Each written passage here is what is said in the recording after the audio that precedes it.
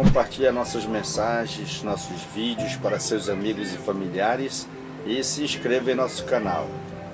Amém? Amados irmãos, hoje nós vamos falar sobre Neemias. Quem foi Neemias? Você sabe?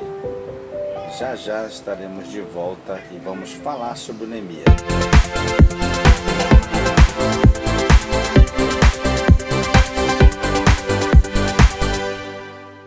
Neemias foi o copeiro do rei persa Artaxerxes I e posteriormente o governador de Jerusalém, responsável por construir os muros da cidade. A história de Neemias está registrada no livro que traz o seu nome. Por curiosidade, é o 16º livro da Bíblia. Esse livro do Antigo Testamento é a única fonte de referência que nos ajuda a saber mais sobre quem foi Neemias. Porém, ele nos fornece detalhes importantes para que possamos compreender a atuação desse homem levantado por Deus para executar um trabalho tão importante no período após o cativeiro babilônico. A história de Neemias, o copeiro. Neemias era filho de Ecalias, está em Neemias capítulo 1, versículo 1, e faz parte da geração de descendentes daqueles que foram levados para a Babilônia pelo rei Nabucodonosor. Após a queda do Império Babilônico, diante do medo persa, Neemias aparece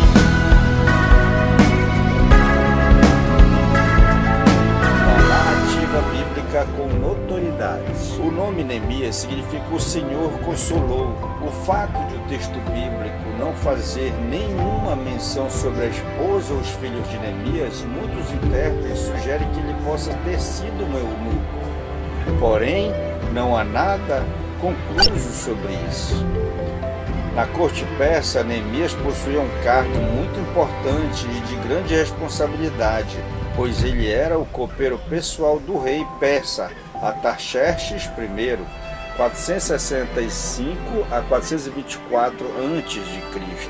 Isso fazia dele um membro da corte real, que possuía grande influência e prestígio, devido à sua proximidade com o rei e a confiança daquele que desfrutava, já que o seu trabalho não envolvia apenas escolher o vinho do rei. Neemias capítulo 2, versículo 1. Mas evitar que ele fosse envenenado. A preocupação de Neemias com Jerusalém.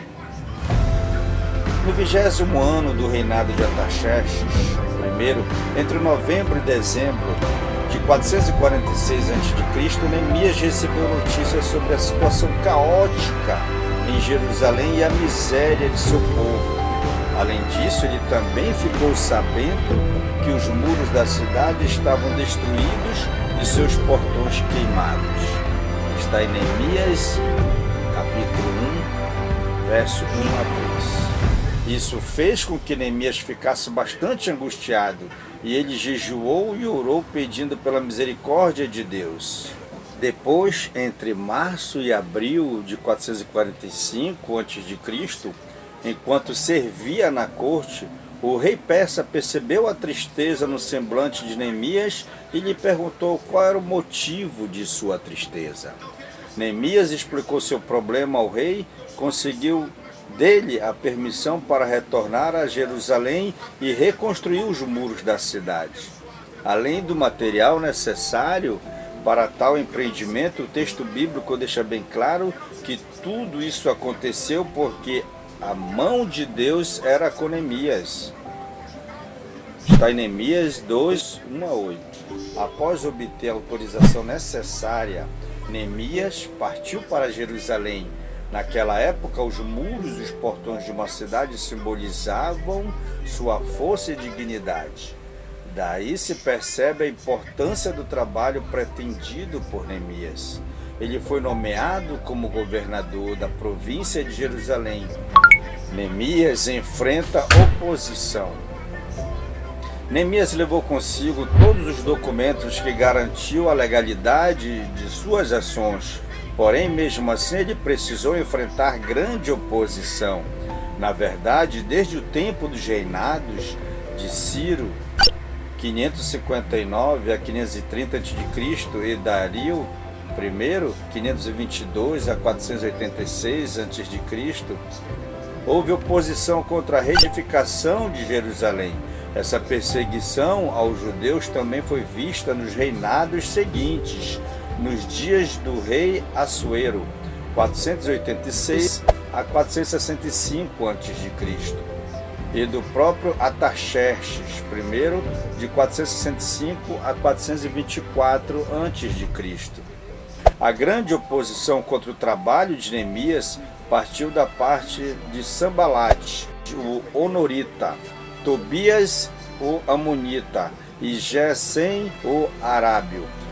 Esses homens poderosos e astutos tentaram a todo custo prejudicar Neemias. Essas três pessoas, juntamente com seus aliados, afligiram insultos e zombarias, arquitetaram ataques armados, planejaram uma emboscada para capturar Neemias e fazer-lhe mal. Plantaram notícias de que o motivo real da construção dos muros era uma suposta rebelião contra a Pérsia. E, inclusive, tentaram induzir Neemias ao erro, fazendo com que ele pecasse por entrar num lugar que só era permitido aos sacerdotes, para que assim pudesse infamá-lo, desacreditando-o diante do povo.